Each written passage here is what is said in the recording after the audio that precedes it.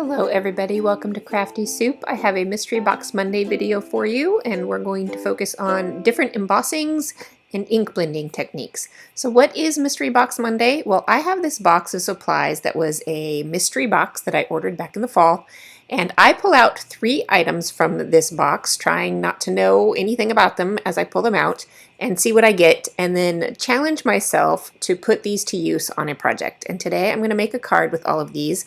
So I ended up with a stamp set, a die cutting piece that also embosses, and a sheet of stickers.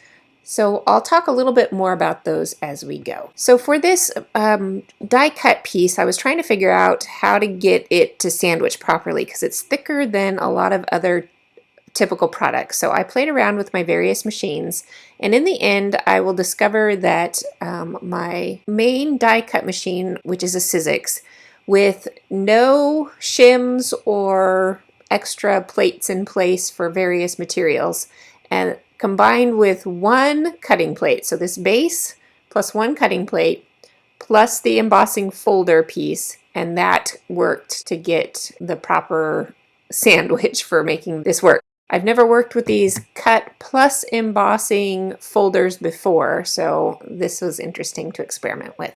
Now that piece is a fairly ornate piece, and I want to bring it into a fresher, more modern style. So I'm going to cut it multiple times in a rainbow of colors, and I'm going to stack this up to create a rainbow to help give it a different look and feel. So I've got all of my rainbow pieces cut out, and I get to work on my card base. So I just cut my cardstock in half and give it a fold, and give my crease a nice crispness with my bone folder.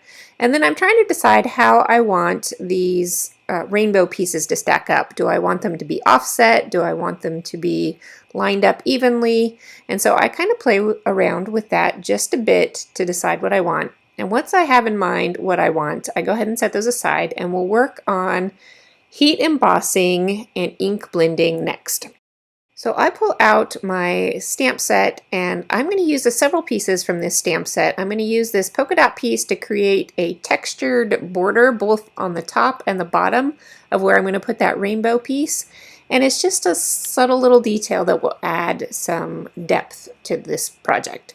So I pull out some materials for heat embossing, my Versamark ink and my white embossing powder, and a sheet to protect my surface, and then a sheet to catch the overspill of powder. And I stamp, I add my powder, I heat it up to melt it, and then because the stamp is small, I do have to do multiple passes in order to get a complete border on the top and the bottom of this section. Now you can't really see it yet, but when I start ink blending, you'll notice. And what I've also done on that piece is I added that kind of sunburst pattern and a sentiment up in the upper right corner.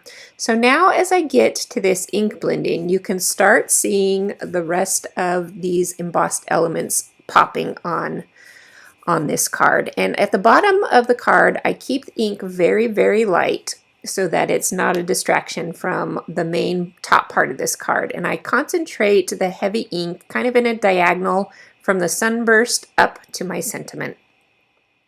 And then I'm ready to add my rainbow. Because this is an embossed die cut piece, it had a lot of chunky texture to it, so I had to add plenty of glue and give it a little more time to dry than it normally would have. But once I have this piece all lined up and set and ready to go, I add glue, and I make sure to line up that piece so that the edge of the card hits on the same section of one of those zigzags, so that it's not like a full zigzag on one side and a partial zig on the other side.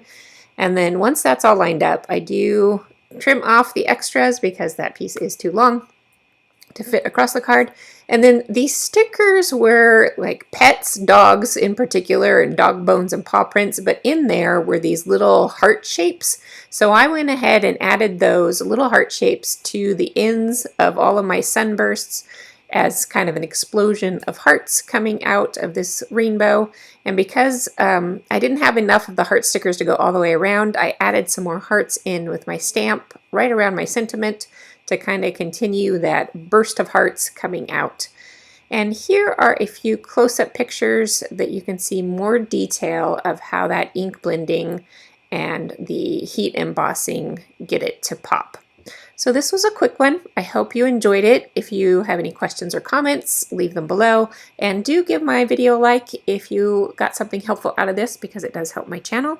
And I will be back tomorrow with a bonus tutorial video on creating your own little storage and organization boxes. So join me then.